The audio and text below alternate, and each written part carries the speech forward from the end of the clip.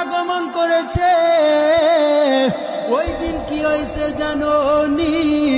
আমার নবী একজন এতিম, আমার নবী পৃথিবীর জমিনে আগমন করেছে শিশু মুহাম্মদুর রাসূলুল্লাহ সাল্লাল্লাহু আলাইহি সাল্লাম। নবী আমার এতিম, জন্মের আগে বাবাকে ছাড়াইয়া নবী এতিম হয়ে গেছে।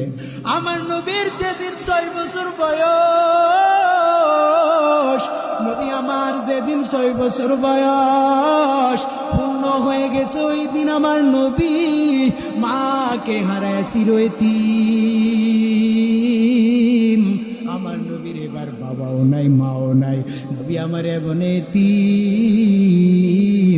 এই নবী শিশু মুহাম্মদুর রাসূলুল্লাহ সাল্লাল্লাহু আলাইহি সাল্লাম যেদিন মা আমিনার ঘরে আগমন করেছে, সমস্ত মক্কার জমিনে বিভিন্ন গোত্রের মহিলারা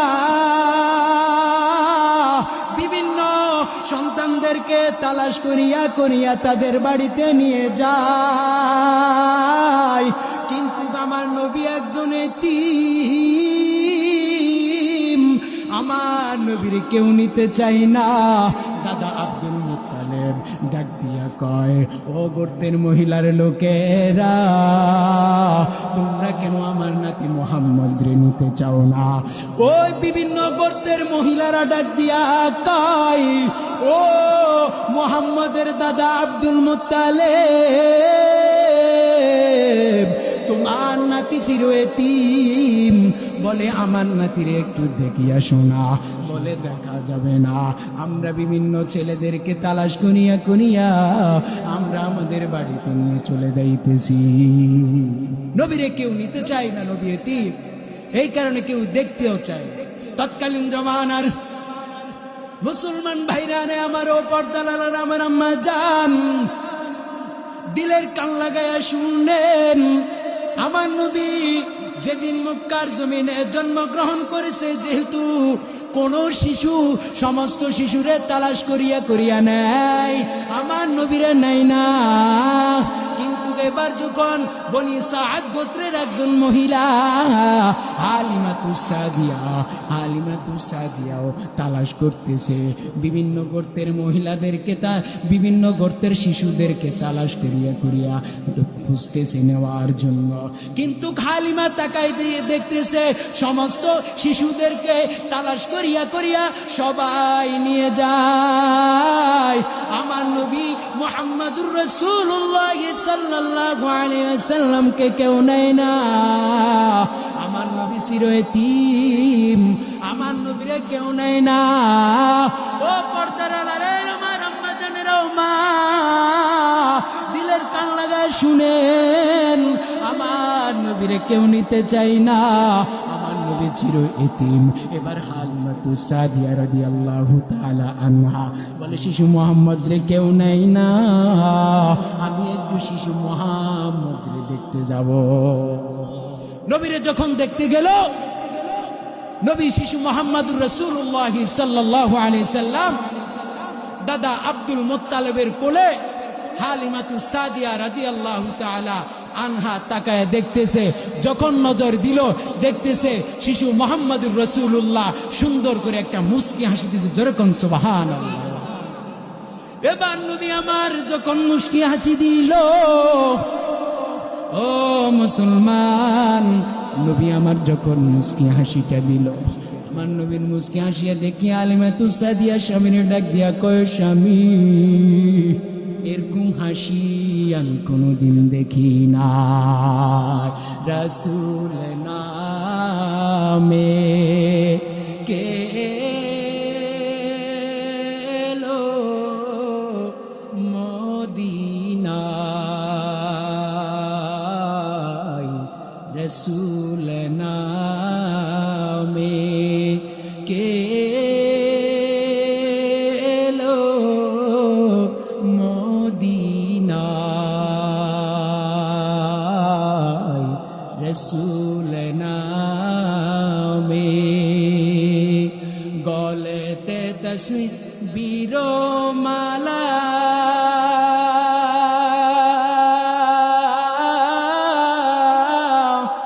কি চলে ওই কামলিওয়ালা রে, গলেতে তসবীর মালা,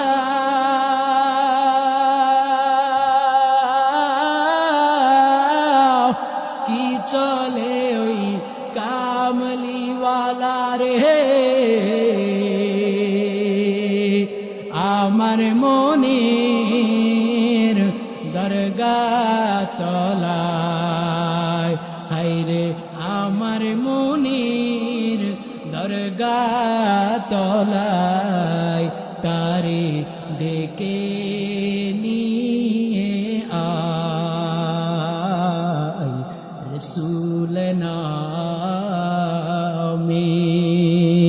কে এলো মদিনায়,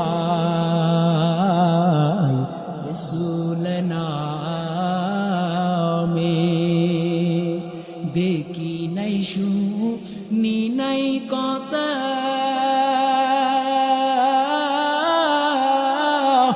মঞ্চে নাচে মঞ্চের বেতারে, ওরে এমন দরদীর কথা, এমন দরদীর কথা শুনলে পরাণ জুড়ায় রসূল নামে, বলেন না সাল্লাল্লাহু আলাইহি ওয়াসাল্লাম।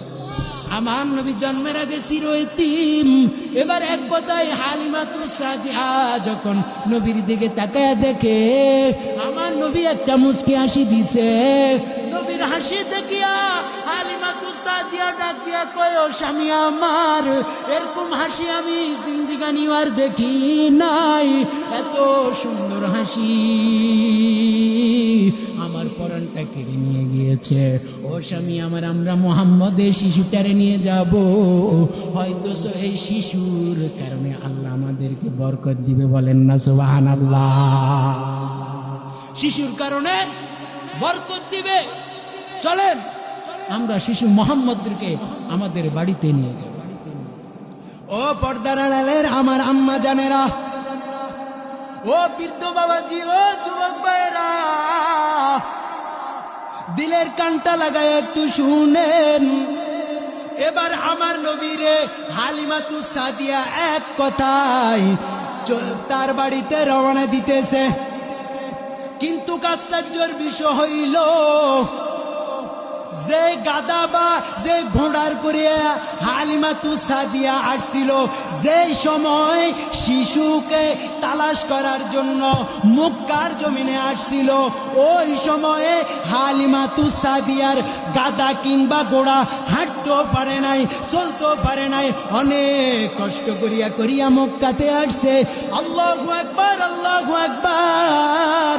কিন্তু যেই সময় না আমার নবী মুহাম্মদুর রাসূলুল্লাহ সাল্লাল্লাহু আলাইহি ওয়াসাল্লামকে হালিমাতুস সাদিয়া এবং তার স্বামী যখন মুহাম্মদ নিয়ে তার বাড়িতে চলল, তখন হালিমাতুস সাদিয়া বলেন, ঘোড়াটা কিংবা গাদা এমন ভাবে দ্রুতভাবে চলতেছে, আমি আসার সময় আমার বান্ধবীরা বলছে, কিরে হালিমারে, তোর ঘোড়া বা গাদা এত দুর্বল কি, তোর গাদা ঘোড়া কেন এত তাড়াতাড়ি আসতে পারতেছে না, এখন কিন্তু তোর গাদা সহকারে তোর বাড়িতে কেন এত দ্রুত বেগে দৌড়াইতেছে। ও পর্দার আড়ালের আমার আম্মা জান, এই হালিমাতুস সাদিয়া বলতেছে, ও আমার বান্ধবীরা, আমি তো আসার সময় আমার ঘোড়াতে মুহাম্মদ নবী ছিল না, আমার ঘোড়ার উপরে তো শিশু মুহাম্মদুর রাসূলুল্লাহ সাল্লাল্লাহু আলাইহি ওয়াসাল্লাম ছিল না, এখন তো শিশু মুহাম্মদ বরকতিময় সন্তান আমার কোলে আছে, এই কারণে এই ঘোড়াটা কিংবা গাড়াটা দ্রুত চলতেছে। জোরে কন্যা আল্লাহু আকবার। এই ঘোড়াটা দ্রুত ভাবে চলতে চলতে চলতে চলতে বনি সাদ গোত্রের এলাকার দিকে রওনা। এক কথাই ওই বাড়িতে যখন যাইয়া যখন চলে গেল হালিমাতুস সাদিয়া এবার নবীর লালন পালন করতেছে। আমার নবী দুধ খায়, কিন্তু আমার নবী কেমনে খায় জানেন? আমার নবী কেমন একজন ইনসাফ করনেওয়ালা নবী। শিশু অবস্থায় থাকলেও থাকা অবস্থায় নবীর ইনসাফ ছিল। আমার নবী বড় অবস্থায় ইনসাফ ছিল। আমার নবীর যখন 40 বছর তখনও আমার নবীর ইনসাফ ছিল। আরে নবীর উম্মতের দল, গভীর মনোযোগ সহকারে কথাগুলো একটু শুনবেন। হালিমাতুস সাদিয়া আমার নবীর লালন পালন করতেছে। আমার নবী এবার শিশু মুহাম্মদ আস্তে আস্তে বড় হইতেছে। আস্তে আস্তে যখন বড় হইল, এবার বনি সাদ গোত্রের মহিলারা নবীর কাছে ওই হালিমাতুস সাদিয়া কাছে আসিয়া বলে, হালিমা, নিয়ম তো হলো 2 কিংবা 2.5 বছর পর্যন্ত দুধ পান করাবে, তারপরে তার মায়ের কাছে দিয়ে আসবা। এই শিশু মোহাম্মদ যখন আমাদের বনি সাদ গোত্রের এলাকার মধ্যে প্রবেশ করছে, ধীরে ধীরে কৃষকেরা ধনী হয়ে গেছে। সুবহানাল্লাহ বলেন না? ধীরে ধীরে আমাদের ব্যবসায়ীরা উন্নত হয়েছে। আমাদের বিভিন্ন গোত্রের যে সমস্ত মহিলারা আমাদের এলাকায় তাদের বাচ্চাগুলাকে তালাশ করিয়া আনছিল, তারা তাদের বাচ্চাকে মনের মতো দুধ পান করাইছে। বলেন না সুবহানাল্লাহ? এই নবী আমার এবার হালিমাতুস সাদিয়া রাদিয়াল্লাহু তাআলা আনহা বলে, মুহাম্মদ রে আমি যখন কোলে নিলাম, মুহাম্মদ রে কোলে নিয়ে এবার আস্তে আস্তে মুহাম্মদ বড় হয়েছে। 2 বা 2.5 বছর নিয়ম হইল মায়ের কাছে ফিরে দিবে। তৎকালীন জমানার নিয়ম এটাই ছিল। এবার বিভিন্ন গোত্রের মহিলারা আসিয়া বলে, ও হালিমাতুস সাদিয়া, কিংবা 2 বছর বয়স হইলে তো তার মায়ের কাছে পৌঁছাই দিতে হবে। তুমি এখন বয়সটা পূর্ণ হওয়ার আগে তার মায়ের কাছে চলিয়া যাও। বলে, কেন চলিয়া যাইব? বলে, তার মায়ের কাছে যাইয়া বলবা, ওরে আমেনা, আমরা তোমার সন্তান রে আরো কিছুদিন পর্যন্ত আমাদের কাছে রাখতে চাই। চলো, তুমি যদি রাজি থাকো, আমরা আজীবনের জন্য তোমার মুহাম্মদ রে আমাদের কাছে রাখতে চাই। জোরে কোন সুবহানাল্লাহ। নবী আমার এরকম বরকত, এরকম রহমত ছিল। বনি সাদ গোত্রের এলাকার মধ্যে প্রবেশ করছে। বিভিন্ন মানুষ বিভিন্ন দিক থেকে, এক কথায় সব দিক থেকে মানুষ ধনী হয়ে গেছে। সুবহান। এবার যখন ওই মহিলাদের কথা শুনিয়া হালিমাতুস সাদিয়া এবার আমেনার কাছে রওনা। যাই বলে, ও শিশু মুহাম্মদের মা আমেনা, এই ঘটনা, তোমার সন্তানকে যেদিন আমরা আমাদের বাড়িতে, আমাদের গোত্রের মধ্যে, আমাদের এলাকার ভিতরে প্রবেশ করাইলাম, আমরা ধনী হয়ে গেলাম। আমার যে শিশুটা ছিল তার দুধটা কেমনে পান করছে জানো নি রে আমেনা? আমার ওই শিশুটা যদি ডান পাশের দুধ খাইতো, মুহাম্মদ ডান পাশের দুধ আর খাইতো না। কন্যা সুবহানাল্লাহ, খাইতো না। এত ইনসাফ করলেন। আমার নবী যদি ডান পাশের দুধ যদি পান করতো, দুধ মা হালিমার নিজ সন্তান যদি বাম পাশের দুধ যদি পান করতো, আমার নবী আর দ্বিতীয়বার ওই বাম পাশের দুধ পান করতো না। আল্লাহু আকবার। কেমন একজন নবী পাইলাম! ওই নবী আমার এবার যখন 1 থেকে 1.5 বছর, 2 বছর এখনো পূর্ণ হয় না, 1.5 বছর বয়স হয়ে গেল। হালিমা আমিনার কাছে গিয়া কয়, আমিনা রে, মুহাম্মদ রে আমাদের কাছে চিরদিনের জন্য যদি দিতে চাও দিতে পারো, আমাদের কাছে যদি রাখতে চাও রাখতে পারো, কোনো অসুবিধা নাই। আমিনা রে, আমরা যদি তোমারে যদি 1 বছরের যদি হিসাব কিতাব করে বাজার করে দিই, আমরা যদি প্রতি বছর বছর তোমার সন্তানের কারণে যদি বাজার করে দিই, তুমি আমাদের কাছে দিবানি। এইভাবে আমার নবী এমন একজন নবী, আমার নবী হলেন রহমাতাল লিল আলামিন, আমার নবী হলেন ইসলাম করনেওয়ালা, আমার নবী হলেন ইনসাফ করনেওয়ালা। যেই নবীর মতো আর কোনো নবী পৃথিবীতে আসবে না। আমার নবী বলে, উম্মতেরা রে, এমনভাবে বিচার করবা, এমনভাবে সমাজের ভিতরে চলাফেরা করবা।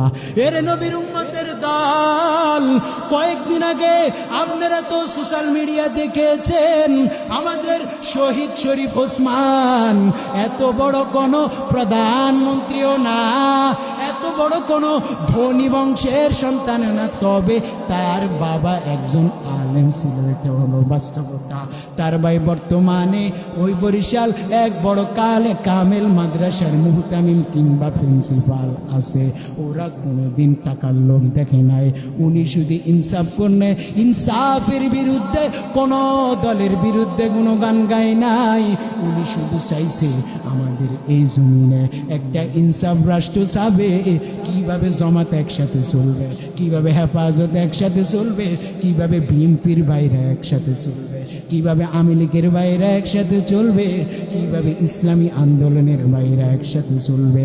কারণ আমরা হলাম এই বাংলাদেশের নাগরিক। ওই নবীর ইতিহাস অনুযায়ী যদি এখনো যদি নবীর সুন্নত অনুযায়ী যদি রাষ্ট্র পরিচালনা করা হয়, ও যুবক ভাইরা আমার, খোদার কসম বলি, হাদি নয়, হাদি নয়, হাদির চাই তো আমার আল্লাহ তোমার সম্মান দিবে, ঠিক কিনা? এই কারণে বলবো, আমার নবী যেই ইনসাফ প্রতিষ্ঠিত করার জন্য যে কষ্ট করে গেছে, নবীর ইনসাফ মানি হলো নবী এই পৃথিবীর জমিনে কিভাবে একাত্মবাদের দাওয়াত দিয়া, একাত্মবাদের দাওয়াত মানি হলো সমস্ত ইসলামের নিয়ম কানুন কিভাবে মানুষ মানতে পারো বা না পারো, কেউ মানবে বা কেউ না মানবে, তবে এক কথায় মানার চেষ্টা করিয়া করিয়া করিয়া যেন কবরে যাইতে পারে। আমার আল্লাহ পাক রব্বুল আলামিন বলেন, নবীর সুন্নত যদি অনুসরণ করিয়া যদি যাইতে পারো, আমার আল্লাহ পাক রব্বুল আলামিন বলেন আমার ভালোবাসা পাইবে। আর আমার ভালোবাসা পাইলে তোমার জিন্দেগীর সমস্ত গুনাহ মাফ করিয়া দিব। শুধু মাফ করব না বান্দারে, তোর জন্য আমি আল্লাহ পাক রব্বুল আলামিন হাসরের ময়দানে নবী কামলিওয়ালা নবীর সুপারিশ বানায় দিব। সুবহানাল্লাহ, নবীর সুপারিশ। আরেকটু বলি শেষ, আরেকটু বলি সামনের দিকে আগাবো। আমার নবী কেমন একজন নবী জানেননি? সমস্ত হাসরের ময়দান যেদিন কায়েম হয়ে যাবে, হিসাব নিকাশের দিন যেদিন হয়ে যাবে, কেউ এইটা শুনছেন হয়তোবা, কেউ আজকে নতুন শুনবেন। আমার নবী যেদিন, আমার আল্লাহ এক কথায় যেদিন হাসুরের ময়দানে জান্নাতি পরিবেশের ভিতরে একটা মাঠ কায়েম করবে, মাহফিল তেলাওয়াতের মাঠ, ঠিক কিনা? তেলাওয়াত করবে, দাউদ পয়গম্বর তেলাওয়াত করবে, আমার নবী তেলাওয়াত করবে, এবার এক কথায় স্বয়ং আল্লাহ তেলাওয়াত করবে। দাউদ পয়গম্বর যখন হাসরের ময়দানে তেলাওয়াত করবে, এক কথায় হাসরের ময়দানের মানুষগুলার অবস্থা খারাপ হয়ে যাবে। আমার আল্লাহ জান্নাতি মানুষদেরকে বলবে, ও জান্নাতি মানুষেরা তোমরা কি চাও? জান্নাতি মানুষেরা বলবে, আল্লাহ গো, দুনিয়াতে আমি কোনোদিন নামাজ ছাড়ি নাই, নামাজ যদিও ছাড়িয়ে গেছি, অন্তরে আফসোস আফসোস ছিল ফজরের নামাজ পড়তে পারি নাই, অন্তরে আফসোস ছিল মাগরিবের নামাজ পড়তে পারি নাই, অন্তরে আফসোস ছিল এশারের নামাজ পড়তে পারি নাই, অন্তরে আফসোস ছিল নবীর সুন্নত অনুসরণ করার চেষ্টা করছি, এক দুইটা কিংবা আরো বেশি আমরা পারি নাই। আল্লাহ গো, আজকে তুমি আমাদেরকে এই আফসোসের কারণে, যতটুকু মানার কারণে, ঈমানের কারণে জান্নাত দিয়েছ, নবীর ভালোবাসার কারণে জান্নাত দিয়েছ। আজকে আপনি এই দাউদের তেলাওয়াত আমাদেরকে শুনাইছেন। আল্লাহ গো, আর কি শুনবো? আমার আল্লাহ তখন জান্নাতি মানুষদেরকে ডাক দিয়া বলবে, ও জান্নাতি মানুষেরা রে, জান্নাতি মানুষদেরকে ডাক দিয়া বলবে, আমার আল্লাহ,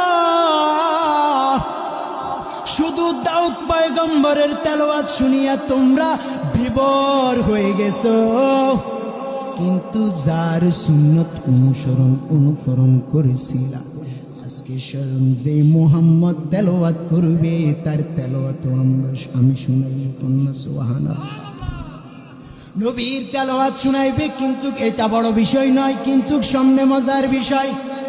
আমার নবী যখন প্রধান অতিথি হিসাবে তেলাওয়াত করবে, এবার আমার আল্লাহ পাক রব্বুল আলামিনের কাছে আমার নবী এবার একটা প্রশ্ন করে দিবে, প্রশ্ন ছুড়ে দিবে। আমার নবী বলবে, আল্লাহ গো, আমি তেলাওয়াত করব এটাও ঠিক আছে, আমার উম্মত দিগুলারে আমি তেলাওয়াত শোনাবো এটাও ঠিক আছে, তবে আমার যে সমস্ত উম্মতেরা যারা পরিমাণ ঈমানের কারণে জাহান্নামের ভিতরে জ্বলতেছে, অন্যায়ের কারণে গুনাহের কারণে জাহান্নামের ভিতরে জ্বলতেছে, আল্লাহ গো, আজকে যদি আমার ওই সমস্ত উম্মত দিগুলারে যদি তালাশ করিয়া এই জান্নাতের প্যান্ডেলে যদি না আনান, আমি নবী একটা মুহূর্তের জন্য তেলাওয়াত করব না। জোরে কন্যা সুবহানাল্লাহ। তেলাওয়াত করবে না আমার নবী, এমন একজন। এবার আমার আল্লাহ জানিয়াও তারপরে নবীরে বলতেছেন, এখন কি করব? আমার আল্লাহ একটু মজার ছন্দে বলতেছে, ও নবী আমার, আমি এখন কি করব আপনি একটু বলেন। বলে, আমার যে সমস্ত উম্মতেরা ওই জাহান্নামের ভিতরে চলতেছে, আমার যে সমস্ত উম্মতেরা জাহান্নামের ভিতরে চলতেছে, আপনি একটু জিব্রাইল রে পাঠায়া দেন, আপনি জিব্রাইল রে পাঠায়া তালাশ করেন, তালাশ করিয়া আমার যে সমস্ত উম্মতেরা যারা পরিমাণ ঈমান আনছে তাদেরকে জান্নাতের এই বাগানের ভিতরে আনেন। আল্লাহ, আমার নবী কাঁদতেছে, কিন্তু ওই সময় যদি একটা প্যান্ডেলের ভিতরে প্রধান অতিথি যদি তেলাওয়াত করে কত মজা লাগে, কিন্তু আল্লাহর কসম আমার নবী সেদিন কাঁদবে। ও যুবক ভাইরা আমার, আমরা যতই হাসি তামাশা করি না, কিন্তু এই ঈমান ছাড়া যদি নবীর মুহাব্বত ছাড়া কবরে পাড়ি দাও, তোমার কবর অন্ধকার হয়ে যাবে, তোমার হাসর অন্ধকার হয়ে যাবে, তোমার পুলসেরা ধ্বংস হয়ে যাবে, তোমার আখিরাত ধ্বংস হয়ে যাবে, তোমার 60 বছরের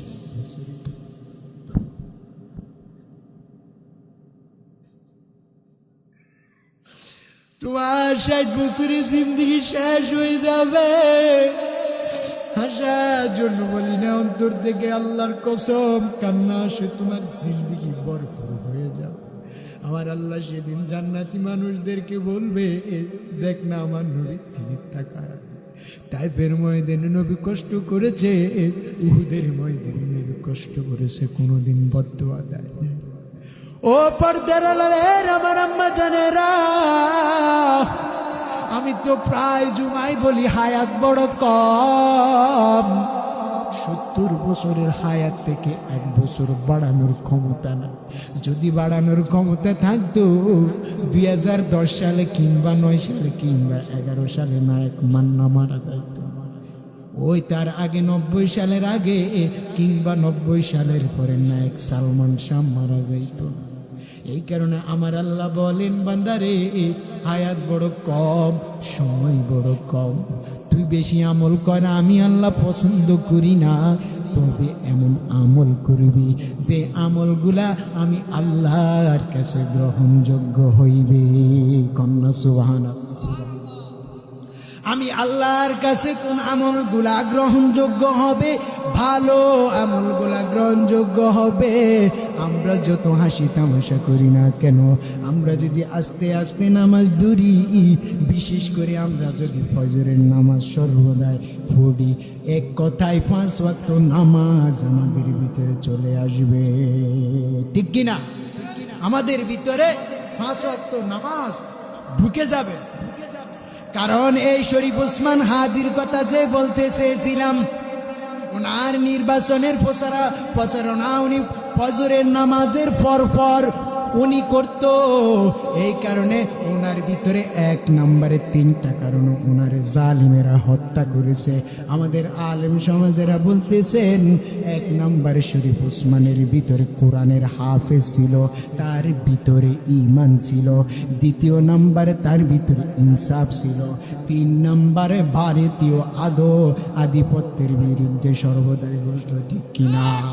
কোন দল চাই না, কোন দলের গুণগান গায় না। এই কারণে আমাদের শরীফ ওসমান হাদির মতো যদি কমপক্ষে একজন মুসলমান যদি হয়ে যাইতে পারত।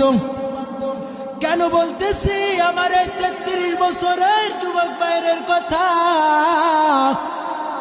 আমার এই 33 বছরের যুবক ভাই, আপনারা বিভিন্ন সোশ্যাল মিডিয়াতে দেখবেন আমার ভাই শরীফ ওসমান হাদির আমাদের নবীর বিভিন্ন হাদিস বলতো। ঠিক কিনা? নবী এভাবে রাষ্ট্র পরিচালনা করছে, অমুক অমুক সময় এভাবে অমুক আল্লাহর ওলি, বিভিন্ন ওলিদের গুণ গাইত, বিভিন্ন বড় বড় আলেমদের নাম নিত। তারা এটা চাইছে, সাহাবাই কেরাম এটা বলছে, নবী সাল্লাল্লাহু আলাইহি সাল্লাম এভাবে ইসলাম অনুযায়ী, ইনসাফ অনুযায়ী রাষ্ট্র পরিচালনা করার জন্য বলছে। উনি বিভিন্ন টকশির ভিতরে শরীফ ওসমান হাদি ভাই রহমতুল্লাহ আলাই এভাবে বলতো। এই কারণে যদি কমপক্ষে আমাদের এই ভাইয়ের মতো ভিতরে ইনসাফ, নবীর মহাব্বত, ঈমান, দেশ প্রেম যদি অন্তরের ভিতরে যদি থাকে, আপনি মরিয়া অমর হবেন, দেখবেন আপনার জাতি এমন ভালোবাসবে।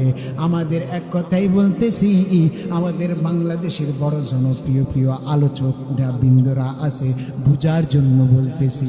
আপনাদের কুমিল্লা জেলার ভিতরে বিখ্যাত 2 জন বক্তা আছে, যাদের মতো আর কেউ হওয়ার মনো সম্ভাবনা নাই। এক নাম্বার হলো মুফতি মুস্তাকুন নবী কাসেমি, 2 নাম্বার হলো হাজারো কোটি যুবকেরা চিনে, সর্বদাই তার বয়ান আমিও মাঝে মধ্যে শুনি, আনিসুর রহমান আশরাফি। উনি বলতেছেন তার আগ থেকেও আমি ভালো করে শরীফ ওসমান হাদিকে চিনি না, কিন্তু আমার পাশে আমাদের শায়েখ মুফতি মুস্তাকুন নবী খানা খেতে বসছে, উনি বলতেছে মাওলানা আনিসুর রহমান, আমি যুবকের কথা বলতে পারতেছি না। এ কথা বলার সাথে সাথে আমাদের ওই আলেম মুফতি মুস্তাকুন নবী কানতে কানতে পুরা ভাতের প্লেটের ভিতরে চোখের পানি পড়ে গেছে। জোরে কোন আল্লাহু আকবার। এটাই তো বাস্তবতা। হয়তো আমাদের ওই আলেম বলতেছেন, আমি যে যুবক যে শুক্রবারে মরছে আমাদের শরীফ ওসমান হাদি ভাই, তার আগের দিন থেকে উনি চিনে না। এটা বাস্তব, এটা বাস্তব। যত মানুষ যতবার ভিডিও দেখছে, আমি এটা ইনসাফ বিশ্বাস করে বলতে পারি, তত মানুষ অন্তত আহ বলেও শব্দ করছে। এই কারণে আমার পর্দার আড়ালের আম্মা জানদেরকে বলবো, পুরা জগতের মানুষদেরকে জানাই দিতে হবে, আপনাদের যেই সমস্ত সন্তানেরা সামনে আমাদের আলেমেরা বিভিন্ন মাহফিলে বলতেছে, আমিও বলতে চাই, যতগুলা সন্তান এই পৃথিবীর জমিনে আগমন করবে, সমস্ত সন্তানদের নাম শরীফ ওসমান হাদি রাখেন, দেখবেন ভারতীয় আধিপত্যরা 1 বছর নয়, 2 বছর নয়, হাজারো কোটি বছর আমাদের ভাই শরীফ ওসমান হাদিকে মনে রাখবে। কথা বলেন ঠিক কিনা? মনে রাখবে। তাদেরকে জানাই দিতে হবে আমাদের এই বাংলার 1 ইঞ্চি মাটিও ভারতীয় আধিপত্যর হাতে দেওয়া যাবে। এই কারণে নবীর সুন্নাত যার ভিতরে ঢুকবে, ঈমানের মোহাব্বত যার ভিতরে ঢুকবে, দেশপ্রেম যার ভিতরে ঢুকবে, 5 ওয়াক্ত নামাজ যার ভিতরে ঢুকবে, সেই কোনোদিন বেইনসাফি কাজ কারবার করতে পারে না।